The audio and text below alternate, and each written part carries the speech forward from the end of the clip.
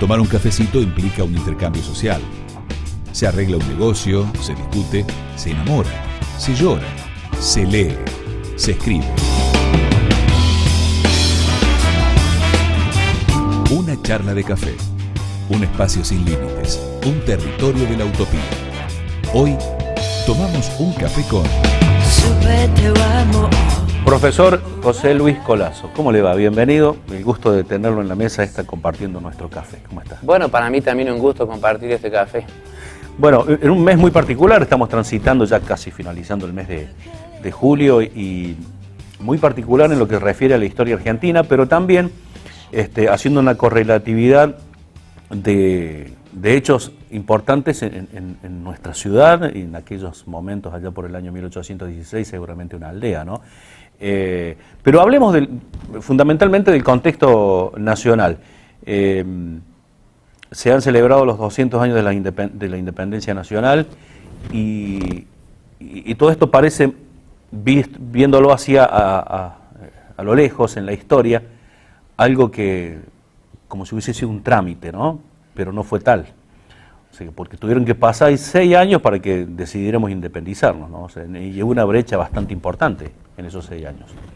Pasa igual que en la actualidad. Sí. Son procesos complejos, en órdenes, o sea, en distintas dimensiones, a nivel mundial, nivel nacional, local, y como todos los procesos llevan muchos años. Sí. Y por ahí uno tiene una idea equivocada de que en el presente el mundo es muy complejo y que en el pasado todo era sencillo, fácil. Uno siempre tiene la idea equivocada que en el pasado no hubo conflictos o grandes conflictos, que la gente vivía tranquila, que todos se respetaban y que no sé por qué está en eso, en el imaginario popular.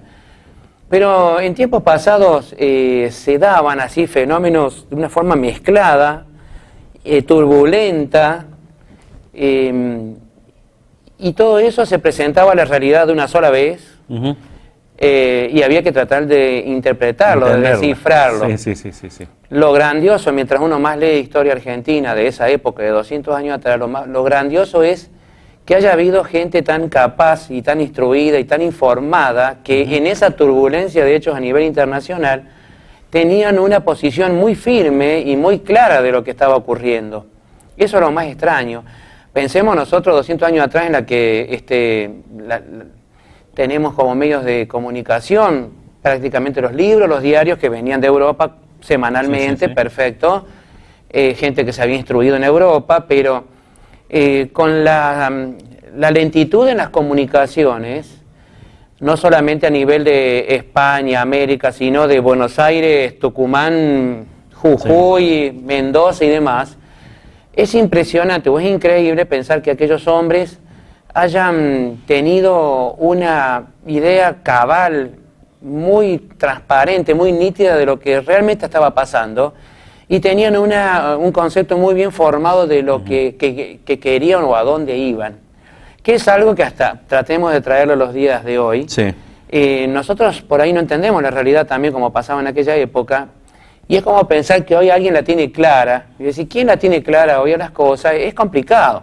Bueno, lo mismo pasaba antes. Sí, todo entiendo que tiene todo un proceso, ¿no? O sea, nosotros hoy vivenciamos el hecho de la independencia nacional como los 11 congresales que se juntaron en la casita de Tucumán, firmaron el acta, pero hay todo un proceso por detrás de esto que evidentemente, y yo recién utilicé la palabra brecha al azar. La brecha existió siempre en el pueblo argentino, quienes estaban a favor de independizarnos y quienes no, por ejemplo, en aquella época. Sí, y además hay intereses también, intereses, bueno, por supuesto algunos mezquinos, otros no, muy desprendidos en cuanto a qué le convenía más para el país.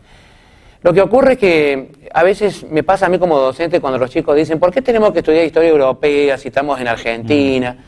Pero es que no podríamos entender nosotros cabalmente nuestra historia si no nos abrimos un poco más allá, como pasa en todos los órdenes de la vida. Sí.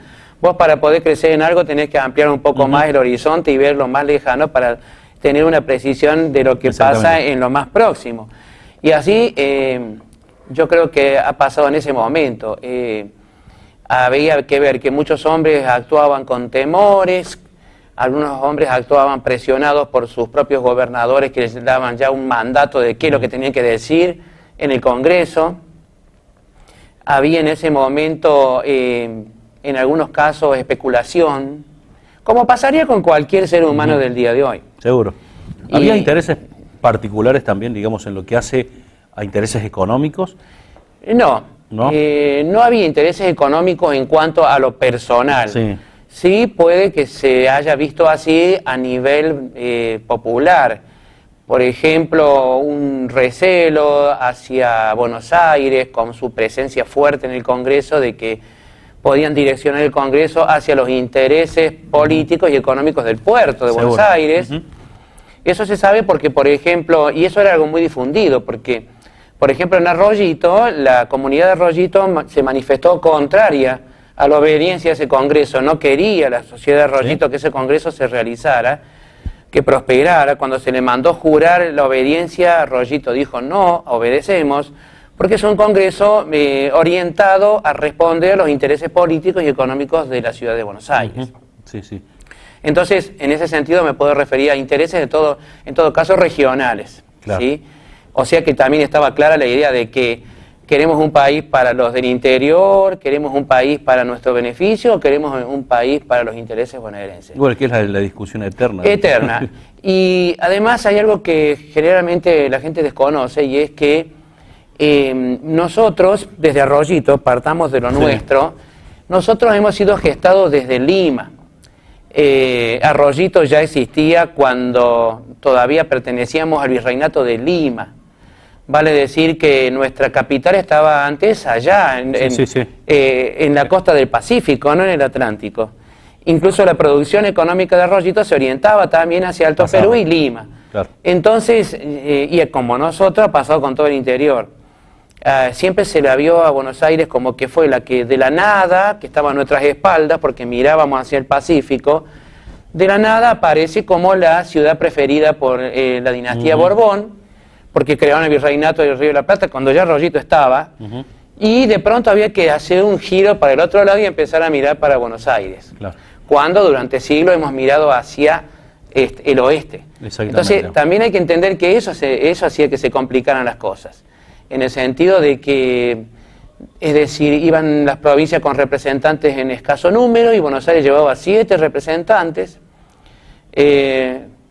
Ese recelo hacia qué querrán hacer los porteños acá.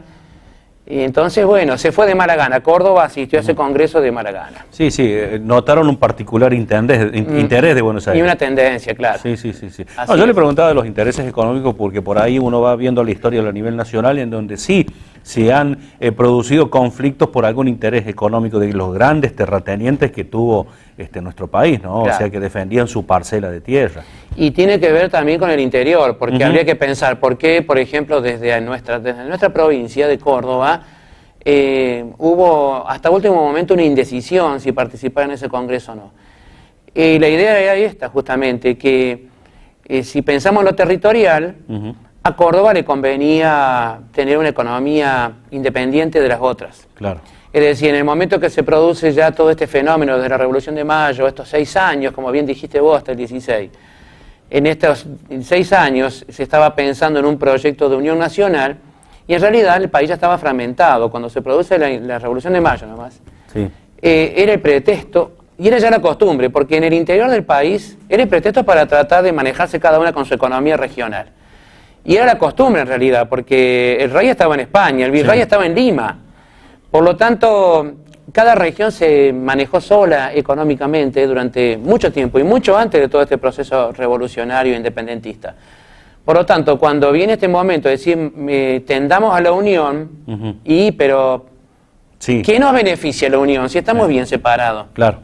Ojo, porque también por ahí podemos creer que es todo como una novela rosada de que todos queríamos la unión nacional, y no es así. Ya la fragmentación, la idea de que cada región se arregla con lo suyo y no quiere nada con la otra. Córdoba, por ejemplo, ya tenía una aduana desde el año 1622. Y estamos hablando de 1622, sacamos la resta, o saquemos la cuenta con 1816. Quiere decir que tenemos casi 200 años antes, ya Córdoba tenía una aduana que controlaba que no viniera el comercio de otras provincias a la nuestra, pero fundamentalmente que no viniera el comercio del litoral hacia acá. Entonces ya hacía 200 años que no queríamos perjudicar nuestra economía con la economía litoraleña. Y si nos ponemos a ver unos años más tarde, estamos hablando de 1816, 1820, cuando asume el primer gobernador de la provincia de Córdoba, que es el general Juan Bautista Bustos.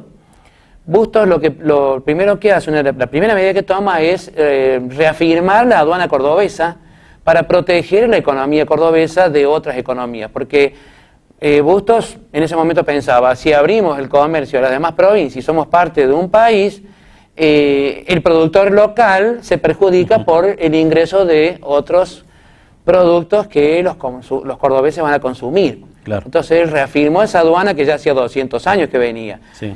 Desde lo económico quiero decir entonces que lo que se buscaba era la desunión más que la unión. Sí. Sí, eso trae la idea del federalismo después. Claro, y yo pienso desde lo político, Sí. desde lo militar, Sí. porque a partir de 1816, cuando nos declaramos independientes, comienzan las guerras, ¿no?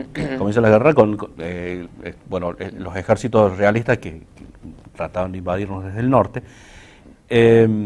Esos intereses, ¿cómo habrán jugado, no, en pleno conflicto, en plenas batallas, ¿no? Digo, sí, y hay de todo, hay una mezcla interesante, porque vamos a encontrarnos, por ejemplo nos dice que peleaban las fuerzas de la patria, los patriotas, contra los españoles, y resulta que es un concepto equivocado, porque dentro de las fuerzas españolas había también americanos, como dentro de las fuerzas americanas había españoles, es decir, acá la gente no se identificó con una nacionalidad, ni siquiera con un color, una raza. La gente se identificó con un ideal, si querían separarse o no querían separarse. Pensemos nomás ya desde 1810, cuando se forma la primera junta, en la junta no había todos argentinos o criollos. En la junta había, la mitad de ellos eran españoles y estábamos hablando de un proceso revolucionario. Bueno, y en el campo de batalla pasó lo mismo. Por eso que no está bien hablar de tropas españolas. Muchos autores son muy minuciosos en el término y dicen tropas realistas, es decir, todas las tropas que defendían al rey, que respondían más allá de que fueran nacionales o criollos, digamos, y españoles. ¿Sí? Entonces, como también nuestro país, que contó con simpatía de españoles para hacer esta revolución, porque estaban cansados ya del sometimiento con respecto a España. Y también es interesante en cuanto a esto de las luchas, por ahí que uno dice que empezaron las luchas, el papel que jugaron los aborígenes también. Sí. Por la razón de que otra historia también así un poco rosada, novelada, es de que el español era el malo, el indio era el bueno, que el indio fue ingenuo, que el indio no se supo defender. Y en estas luchas también los indios participaron para uno u otro bando, sin haber sabido negociar inteligentemente una posición. Por lo tanto, que está bien, en estos momentos en que somos americanistas, indigenistas, todos estamos tras esa bandera, pero si hacemos un análisis bastante frío, bueno, en mi caso yo digo, tampoco los indios supieron, los aborígenes, los pueblos originarios, como se le quiera llamar, tampoco ellos supieron adoptar una postura inteligente para tratar de sacar ventaja en toda esta turbulencia de la que te estoy hablando. Claro.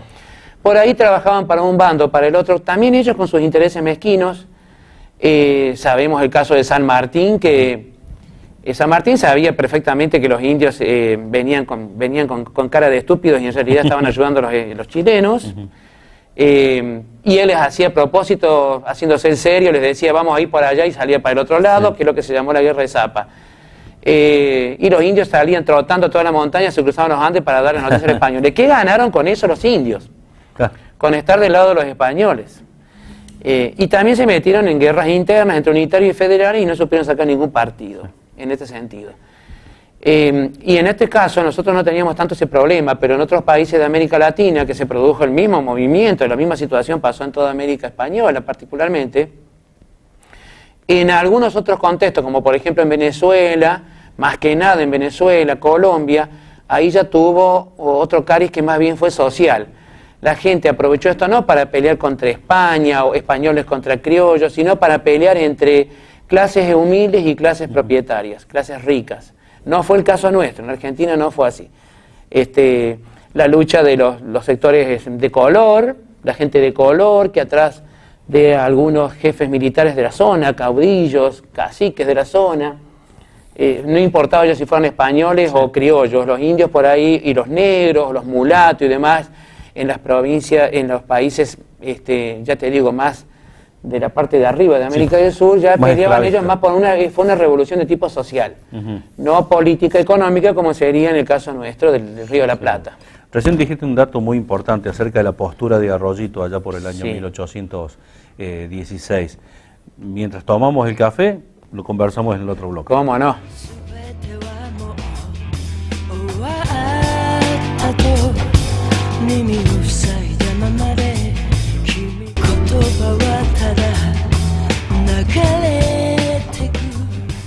Hablábamos recién, profe, el hecho del comportamiento que tuvo Arroyito allá por el año 1816, y uno piensa, caramba, Arroyito ya existía en esa época, ¿no? Y existía desde hace mucho tiempo.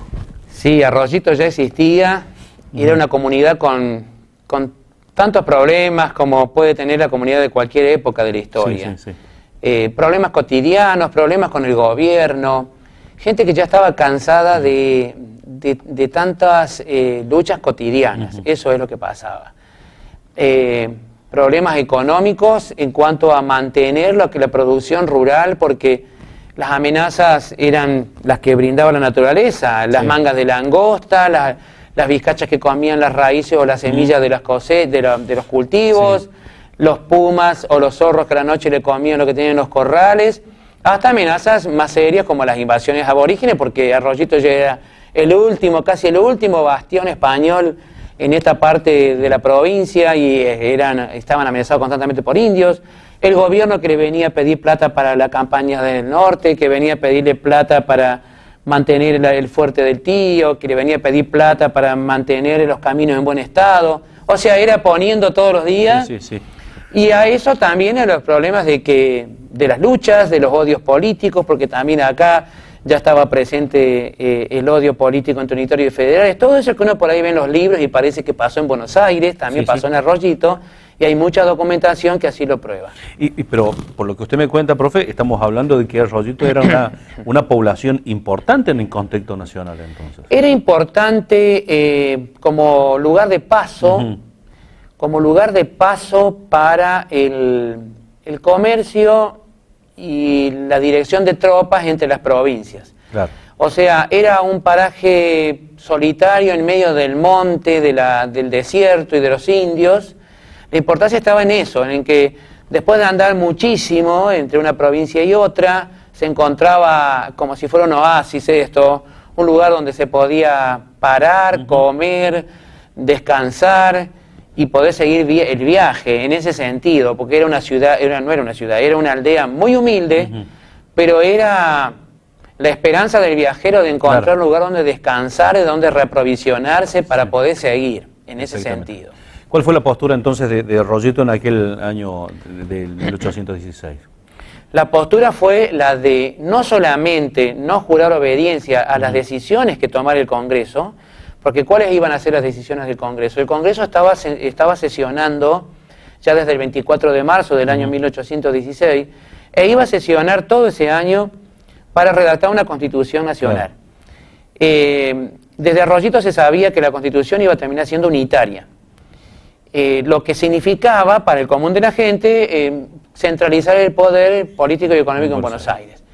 Entonces, desde Arroyito, el juez pedáneo, que era el jefe político, no había intendente, estaba el juez pedáneo, junto con todos los otros jueces pedáneos de esta región, envían una carta a través de uno de ellos, el más importante, porque Villa del Rosario era en realidad la aldea más importante, era la Villa Real del Rosario, declarada así por el virrey Sobremonte.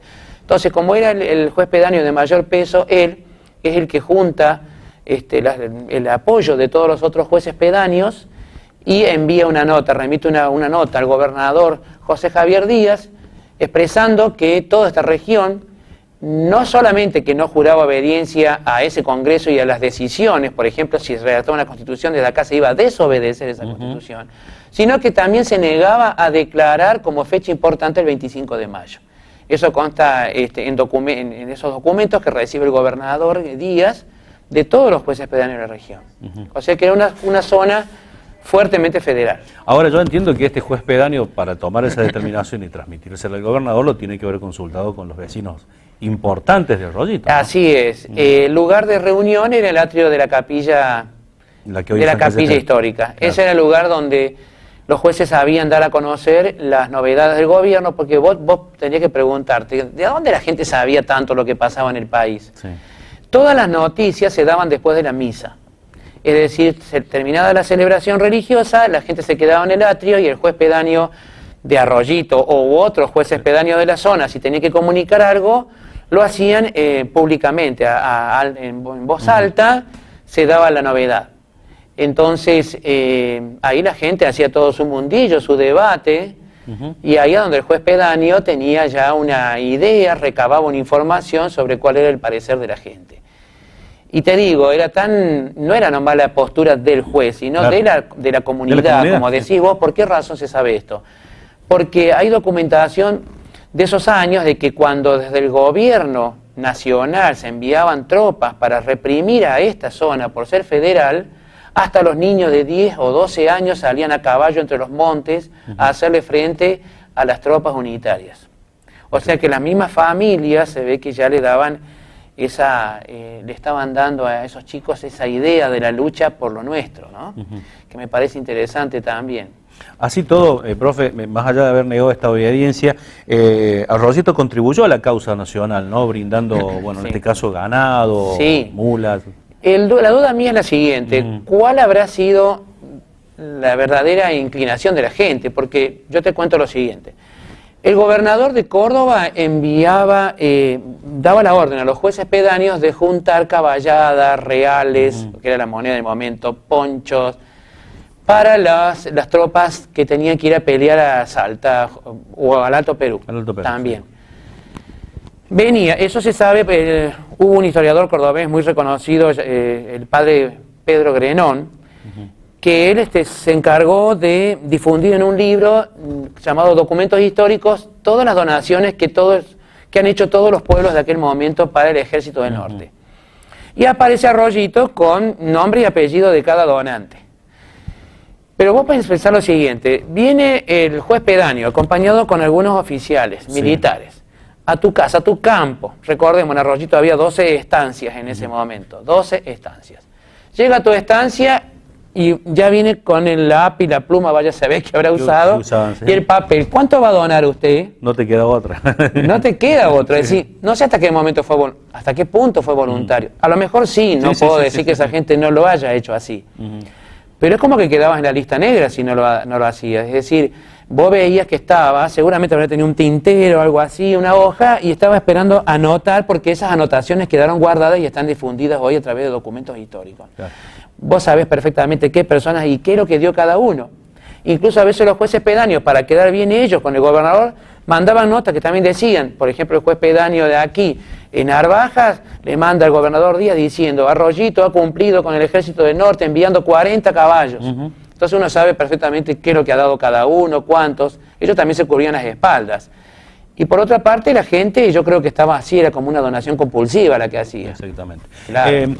Recién decías, profe, el hecho de que Arroyito era un oasis del viajero en esta inmensidad que era la Pampa, ¿no? Así es. ¿Hay registro de paso de tropas hasta el Alto Perú y que se hayan quedado aquí en Arroyito? Que hayan hecho base aquí registros precisos, yo no he encontrado ninguno que haya sido un registro preciso. Sí. En cuanto a saber días o años o qué tropas han pasado acá. Yo creo que son más que nada inferencias. Uno infiere que han pasado por acá por las cartas que ellos han escrito, porque pensemos nosotros, Belgrano, por ejemplo, estuvo en marzo del año 1819 encargado de controlar toda esta región contra los federales desde Villa del Rosario. Y él tenía que él constantemente mandaba notas al Fuerte del Tío. Mandaba notas al Fuerte del Tío, a sus subalternos, o enviándole animales. O sea que Belgrano tenía asentamiento en Villa del Rosario. Villa del Rosario, sí. Entonces, sí uno infiere que en el mes de marzo de 1819 las tropas de Belgrano han tenido que recorrer desde Villa del Rosario hasta el Fuerte del Tío. Ya estaba en ese año, Concepción del Tío ya estaba, porque Concepción del Tío es del año 1817. Sí. Si te digo 1819 ya estaba Concepción del Tío. Digamos, desde Villa del Rosario a Concepción del Tío había movimiento diario de tropas que enviaba Belgrano desde Villa del Rosario. Sí. O sea, sabemos que pasaron tropas. Sabemos que la forma de ir a Villa del Rosario eran dos. O te ibas por arriba del río, o entrabas a Arroyito y te ibas por, diríamos hoy, agarras un poco Castrobarro, calle Ubaide, atrás de Arcor, y te vas por atrás de Don Pablo Maranzán, el barrio Don Pablo, te llevaba también para Concepción del Tío. Uno supone que han tenido que pasar por lo que hoy es la calle Rivadavia, que era el paso de las tropas, que conectaba el camino del norte con el sur. Pero no hay, yo no he encontrado ninguna carta de ninguno de estos próceres y demás que hayan dicho estuve en Arroyito o en Arroyito. Sí, por ejemplo, hay una carta del año 1819 del hermano de José María Paz, que él, Julián Paz, el hermano de José María Paz, que él escribió una carta desde Arroyito, diciendo que estaba en este punto del Arroyito desesperado porque las tropas se le habían dado vuelta para el lado de los federales.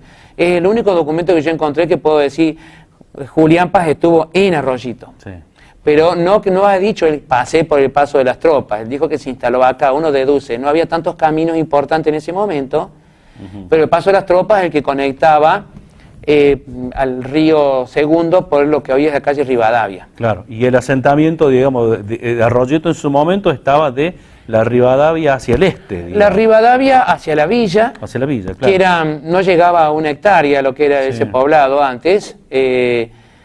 Exacto, es como que desviaba. Estaba la villa y había que desviar un poquito hacia el oeste. ¿Y parte del Camino Real es de lo que estamos hablando también ahí? Claro, porque es la calle Rivadavia, al cruzar el río, daba con lo que hoy le llamamos los membrillos, que era el Camino Real. El Camino Real, sí. Claro. Que esa es otra parte de la apasionante historia, ¿no? De esta Ese Camino Real es apasionante la historia porque es muy antiguo, tiene más de 400 años de antigüedad. 400 años. Sí, claro. Y estamos hablando de la independencia argentina, que es de 200 años. Bueno, ese camino dobla en antigüedad los años que estamos hablando.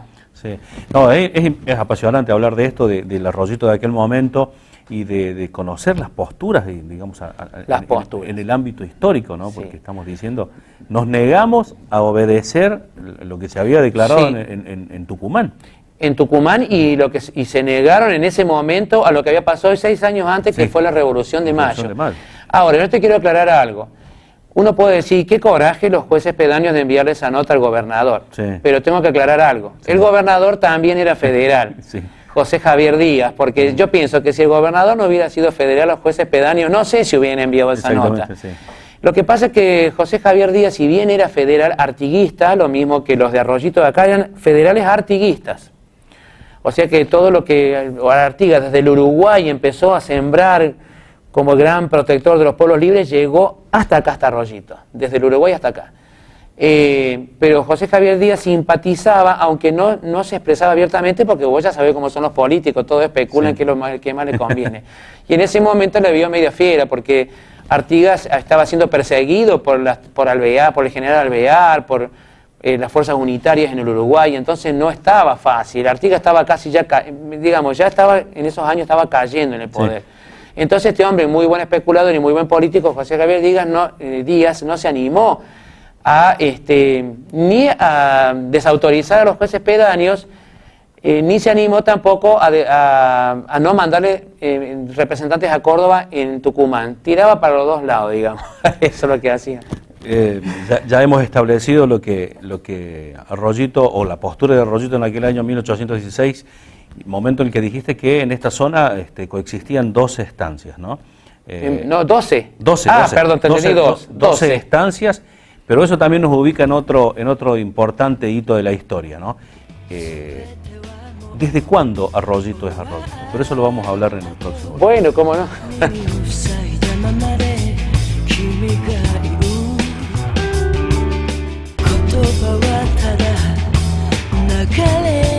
Profesor Profe, bueno, apasionante todo esto, lo que venimos, y todo lo que se conversa entre corte y corte, ¿no? Por el hecho de que hay datos que uno ni se imagina, ¿no? Ni se imagina. Historias para contar, historias que no se pueden contar en público. Exactamente. Tenemos un registro de Arroyito como una fecha de uno del primer censo que se registra aquí en esta zona, del año 1778.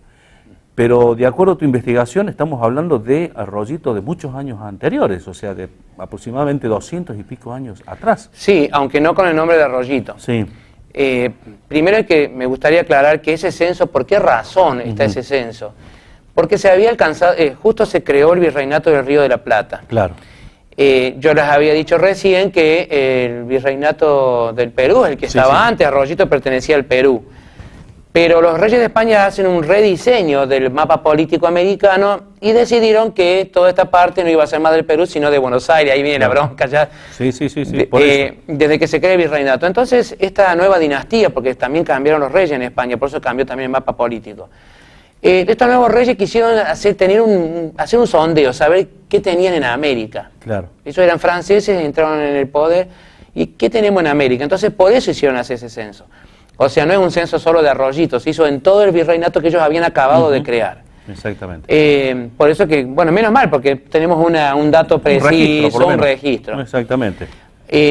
Ya, por supuesto, figuraba con el nombre de Arroyito, pero Arroyito, ya estaba este lugar poblado por indios y también por hombres blancos, ya de 200 años antes, más de 200 años antes, aunque era la estancia mucho más grande, no la que va a ser la estancia del Arroyito más adelante, porque la estancia del Arroyito fue una estancia de unas 600 hectáreas, tenía de frente apenas 4 cuadras de ancho, que no son 4, serían 600 metros más o menos de ancho, pero tenía 10 kilómetros de fondo. Claro. Esa era la estancia del Arroyito.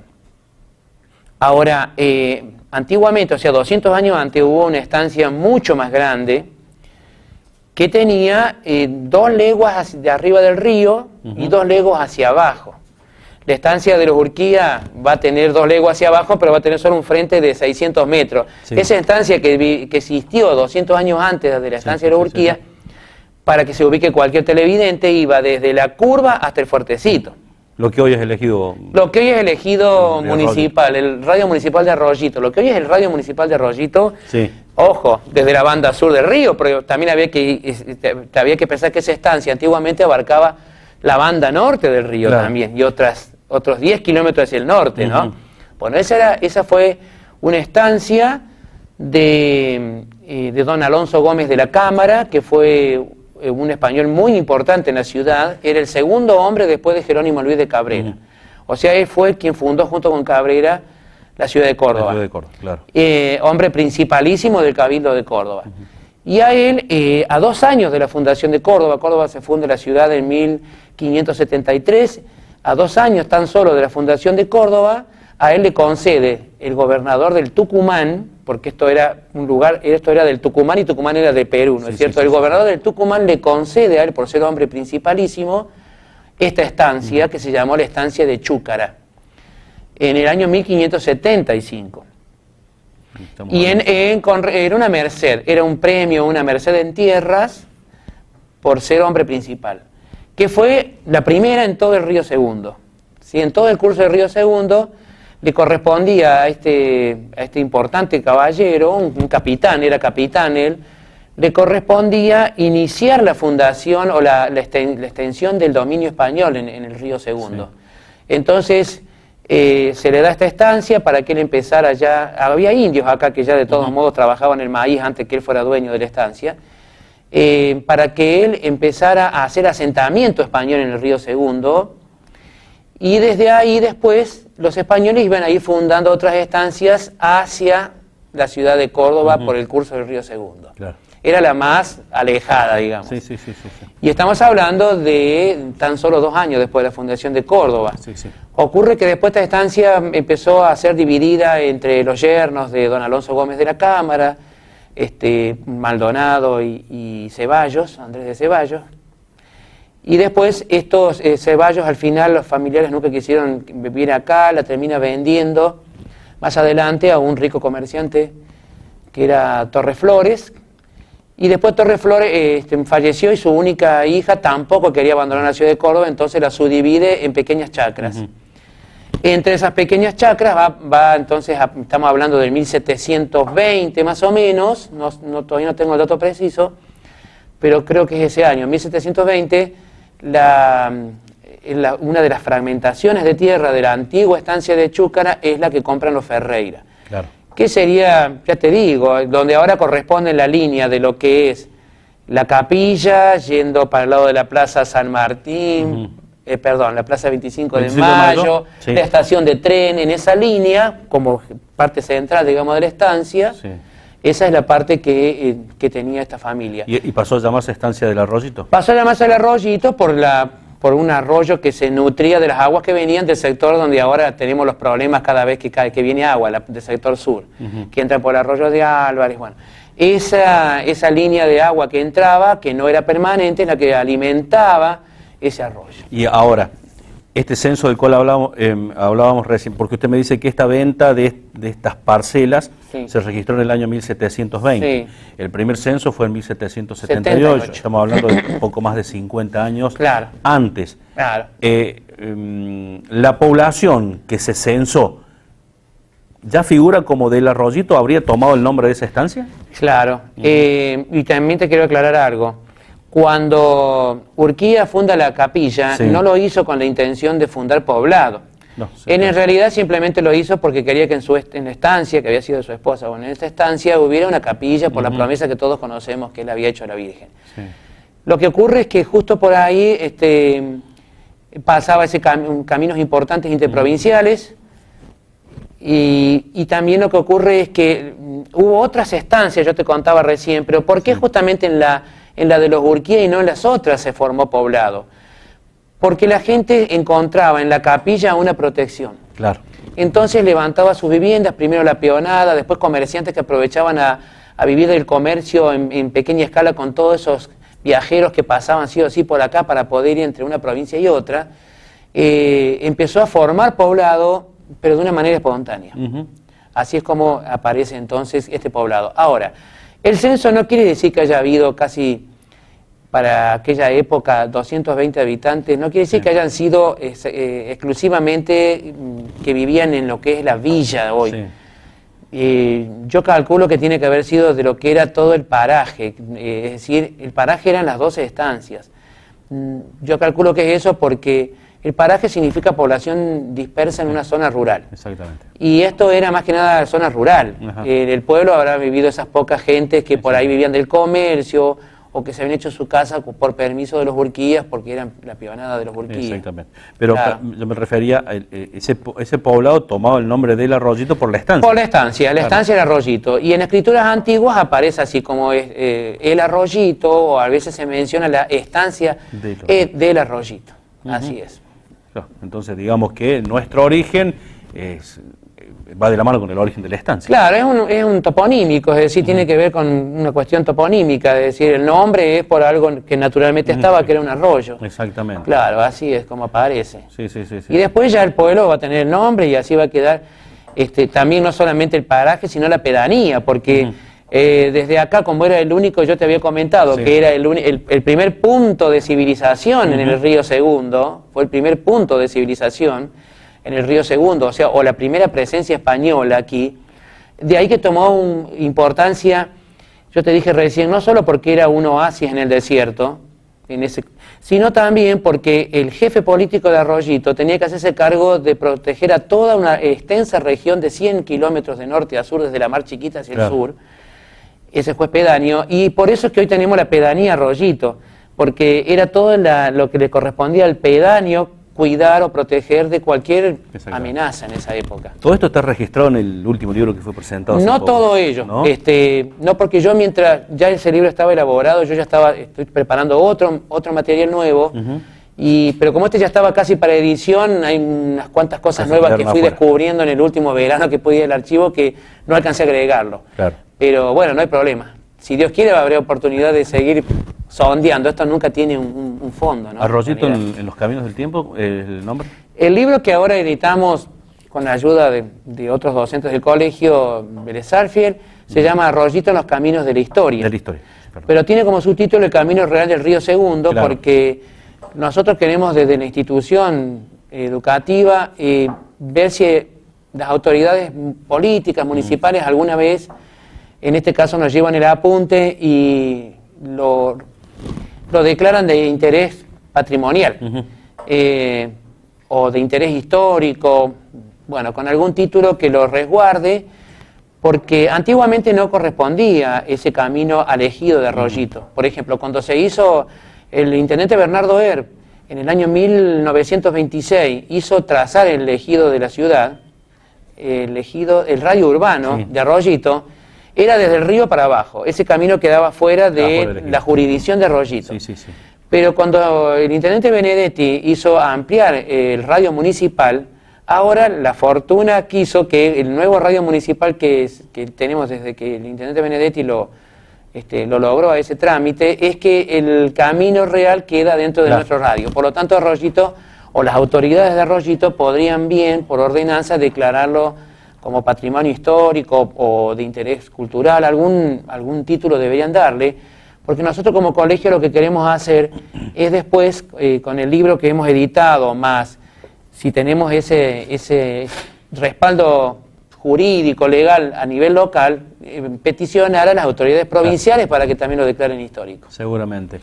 No se termina nunca de investigar, ¿no? No, podría estar conmigo hablando hasta las 10 de la noche. Sí, eso lo sabemos, pero recién hablábamos lo apasionante que vos ya lo tenés incorporado, la pasión por la historia, pero el hecho de sentarse horas y horas y horas y leer sin saber que vas a encontrar algo, ¿no? Sin saber. Yo cuando investigo en los archivos no sé con qué me voy a encontrar, y a veces, después de estar todo un día sentado, vuelvo con las manos vacías la mayoría de las veces. Sí. Y a veces por ahí hojeando libros, porque vos no vas a un archivo y decís, deme lo que tiene de Arroyito.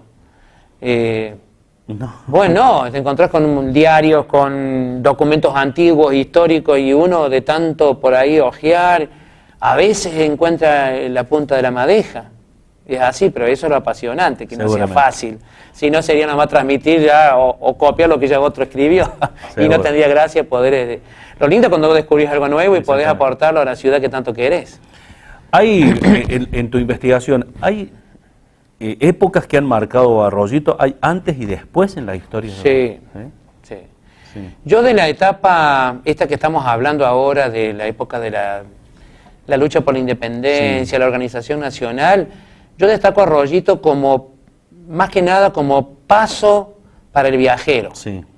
El oasis, ese que yo te decía, era un poblado en el medio de un enorme desierto, con amenaza aborigen, con falta de arboleda en muchos lugares, con abundancia de arboleda en otros, y en el medio de la nada, después de andar mucho tiempo, te encontrabas con este pueblito que era como un respiro para seguir.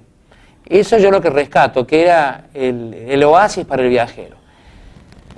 Pero la gran transformación va a venir cuando pasó la línea ferroviaria. Ese fue un momento importantísimo, porque si no hubiera pasado la línea ferroviaria, por casualidad pasó por acá, porque los ingleses cuando trazaban la línea no les interesaba si tocaba un pueblo o no tocaba un pueblo. Ellos, a trazar esa línea ferroviaria, casualidad que la estación se instaló a 700 metros de la villa, y se creó un pueblo nuevo, otro pueblo, estación Arroyito. Que por supuesto, con todo el comercio que provoca una estación de tren, ese pueblo vivía del comercio ya ahora vinculado con la producción agropecuaria y la gente dedicada al trabajo que ya sabemos, los aserraderos. Si no se hubiera dado esa proximidad entre lo que trajo el ferrocarril con la vieja villa colonial, no se hubiera formado una ciudad. Y si no hubiera pasado por la línea ferroviaria, no hubiera estado Arcor. Porque Arcor, cuando funda la fábrica, el azúcar venía en el tren, porque también se dio que ese tren conectaba con Tucumán. Y así se va armando la historia. ¿Y de qué año estamos hablando, profe? De la extensión de la línea ferroviaria. La inauguración fue el 15 de octubre de 1888, año en que muere Sarmiento. Claro. Estaríamos hablando de una refundación de Arroyito. ¿Se podría tomar como la verdadera fundación de Arroyito? La de la estación. No, yo tomo como que es el otro Arroyito. El otro Arroyito. Yo, particularmente. Encontré en el diario La Voz del Interior, también hojeando mucho tiempo, encontré una nota del año 1911. Eso la puse en el libro que ahora hemos editado. Encontré una nota de un corresponsal que había acá en Arroyito de esa época que él había dicho que Arroyito se lo fundaron los que vinieron a hacer la Pampa Gringa. Claro. Dice que Arroyito no tiene historia, decía este corresponsal. Lo único que se sabe es que hubo una Urquía, que ahora está sepultado en la capilla, que dicen que fue el fundador. Y este corresponsal en 1911 decía que en la época de la gran explotación del bosque, de los Dalemura y demás, él decía que los verdaderos fundadores de Arroyito, decía, fueron los que se dedicaron a la compraventa de inmuebles, de tierras. El doctor de la Lastra, por ejemplo, menciona él, y el doctor de ESA. Él decía que esos dos, sí, uno empieza a buscar en los registros de propiedades de tierra, los grandes vendedores de inmuebles fueron de la Lastra y de ESA. Claro. Y ella dice que si no fuera por de la Lastra, de ESA, acá no hubiera habido nada. Bueno, una defensa que hace el corresponsal en ese momento de que los verdaderos fundadores fueron ellos. Pero yo creo que son dos cosas distintas. Ellos sí, ellos fueron los fundadores del Arroyito de la Pampa Gringa. Pero los fundadores del Arroyito de la etapa colonial han sido los otros, los que han venido, desde Alonso Gómez de la Cámara, Urquía y todos los demás que han vivido en esta región. Me ponía a pensar en la rivalidad que habrá existido entre esos dos pueblos en aquel momento, ¿no? Sí, mucha rivalidad. Eso, al que le interese, mire, donde está eso, donde uno puede encontrar todas esas comidillas de lo cotidiano, en La Voz de San Justo, diario La Voz de San Justo, de San Francisco, porque ese diario ya tiene 100 años. Claro. Y uno, si se pone a leer, ahí la bronca, porque vos pensás que son dos sociedades distintas. Uno, el resentimiento de los de la villa contra este pueblo nuevo que estaba surgiendo, que ellos notaban que ya estaba absorbiendo, lo estaba absorbiendo. Otra, que acá estaban los inmigrantes prósperos, los que venían, los italianos, los españoles, los turcos, que se estaban instalando y todos tenían acá sus casas de comercio. Era gente que tenía otro perfil, que tenía otra fisonomía, y allá eran los negros de la villa.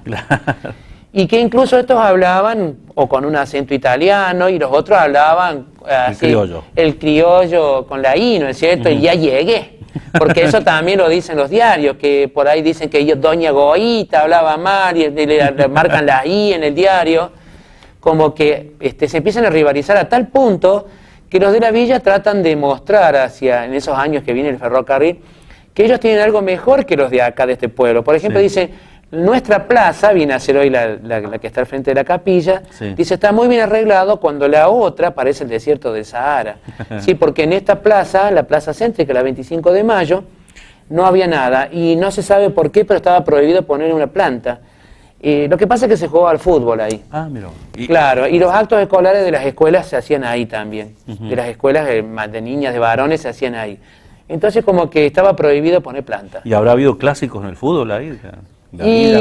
No, yo de clásicos leí que hubo, pero generalmente los que jugaban partidos de fútbol eran los empleados del ferrocarril. Y jugaban, o también de los aserraderos. Por ejemplo, jugaban los jugadores, por ejemplo, acá del Belgrano, con los de los aserraderos Fuch de tránsito, por ejemplo. Eso sí, o a veces venían los de San Francisco, de Belgrano, pero para jugar acá para mostrar ellos que eran buenos. Ya, bueno, Belgrano ya tenía su club, que ya sabemos que eran buenos, jugaban con los de acá. Hay una nota en el diario de La Voz de San Justo del año 1919 de un partido de fútbol que se hizo donde ahora está la plaza 25 de mayo, que, bueno, mira, es una delicia, es para reírse, porque, bueno, no había reglas ahí. El árbitro estaba de adorno, piñas, patadones, traba. Y en el diario La Voz de San Justo está tan bien descrito ese partido que es realmente una delicia. Hay mucho y todo eso, no te lo digo yo porque lo escuché de mi abuelo o de un viejito de acá. No está registrado. Están registrados en los diarios porque la gente, más o menos como pasa con las redes sociales ahora, ¿viste? Cada uno cuenta toda su vida y lo sube a las redes sociales. Bueno, en esa época pasaba con el diario La Voz de San Justo, gracias a Dios que estaba ese diario, porque si no toda esta historia no las conocería. Entonces la gente descargaba sus broncas, sus alegrías o sus triunfos en el diario. Después le gustaba comprar el diario y ver que estaba ahí, que había salido todo el lío. Algunos que criticaban a los Dalemura, otros que criticaban a los vecinos, otros que criticaban a las prostitutas que eran defendidas por los dueños de las empresas. Bueno, es un mundillo que realmente es para escribir un libro. ¿Y lo harías? ¿Lo harías? Estaría bueno hacerlo. Pero ese es el compromiso. Y esa capaz que esa se recién venda, esa historia, bueno, es la que más le gusta a la gente. Lo de las comidillas del arroyito antiguo. Sí, había de todo. ¿Sí? Algunos que se escapaban por las tapias, pero porque jugaban al truco y no querían que la policía los pescara, entendeme bien. No, está bien. Pero, profe, anímese, hágalo. Estaría bueno hacerlo. Hay que tener tiempo. Comidillas y personajes que, bueno, sin lugar a dudas. Y personajes también, sí. Rafael Bianchi, que lo mató de un balazo a un perro porque estaba cansado, que todos los días cuando él tenía varios negocios, el perro le ladraba. De Alegre era el perro, que era... Alegre, yo creo que hay una calle que se llama Alegre. No. Bueno, no sé por qué tenía esa idea. Sí. Bueno. Y así, y toda la gente, cualquier cuestión así de lo que llamaríamos lo cotidiano, lo publicaban en los diarios. No sé en el barrio Pablo Maranzana, que sean nuevas denominaciones de calle, pero no recuerdo ninguna calle Alegre. Pero, no, ahí no, me parece que había una por ahí, bueno. No, bueno. Pero no conozco todo el rollito, ¿ves? Por ahí una calle que me parece, pero no estoy seguro. Lo comprometemos para la historia de las comidillas y personas. Eso estaría bueno. Gracias, profe, por haber venido. Muy amable. Bueno, a ustedes por haberme invitado. Por favor. Muchas gracias.